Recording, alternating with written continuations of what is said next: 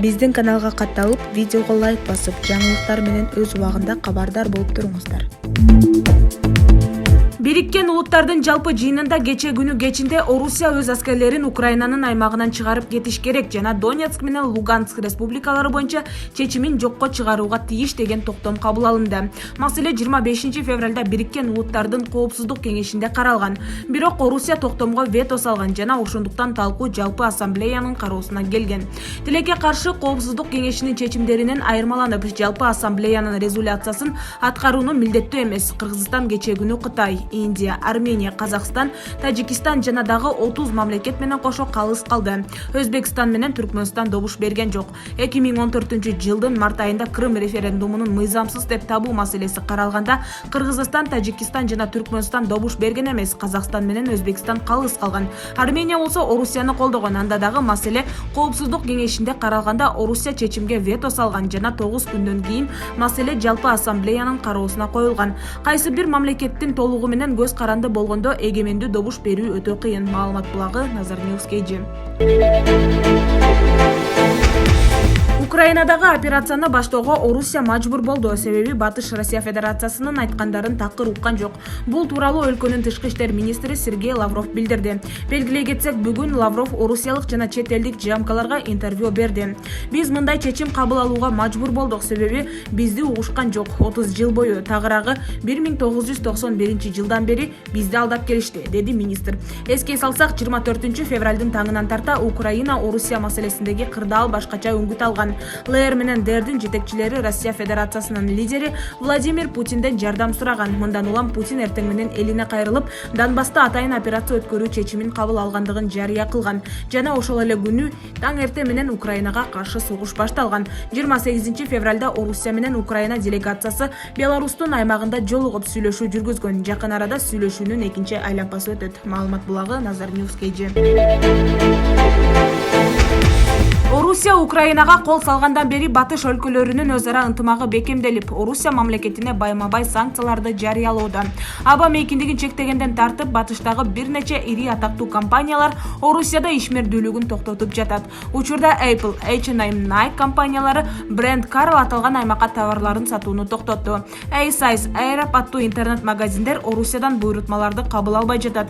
Мындай чектөөлөрдүн катарында General Motors, Volkswagen, Nissan, Toyota, Lexus, Mercedes, BMW жана Volvo компаниялары да бар. Ошондой эле Walt Disney, Paramount, Warner Bros жана Universal, Sony студиялары да Орусияда өз долбоорлорун токтотту. Маалымат булагы Nazar News KG. Кыргыз аскерлери чет өлкөдөгү операцияларга катышпайт. Кыргызстандын бардык аскер бөлүктөрү өлкөнүн аймагында. Алардын мамлекеттик чек арадан тышкары кандайдыр бир аракеттерге тартуу планда жок. Бул тууралуу Кыргызстандын Коргоо министрлигинин басма сөз кызматы билдирди. Маалым болгондой, Кыргыз Республикасынын Коргоо министрлиги Кыргызстандын куралдуу күчтөрүнүн чет өлкөлөрдөгү кандайдыр бир аскердик операцияларга катышуусу боюнча ар кандай божомолдорду толугу менен жокко чыгарат. Маалымат булагы Nazar News KG. Орусияда Apple компаниясы кайрадан ишин жандантат. Бул тууралуу аталган өлкөнүн Известия басылмасына Inventar Rattle Group жетекчиси Людмила Симушина билдирди. Эске салсак, кече 2 мартта орус куралдуу күчтөрүнүн Украинага киришине жооп беретинде Apple компаниясы Орусияда бардык продукциясын сатууну токтотуп, Apple Pay мобилдик төлөм кызматынын ишин чектеп, Орусиянын чегинен тышкарыда App Store дүкөнүнө Sputnik жана RT тиркемелерин бөгөттөгөн. Маалымат булагы Nazar News KG. Орусия Украинага кол салгандан тартып, Украина өлкөсүнөн чыгып кеткендердин саны миллионго жетти.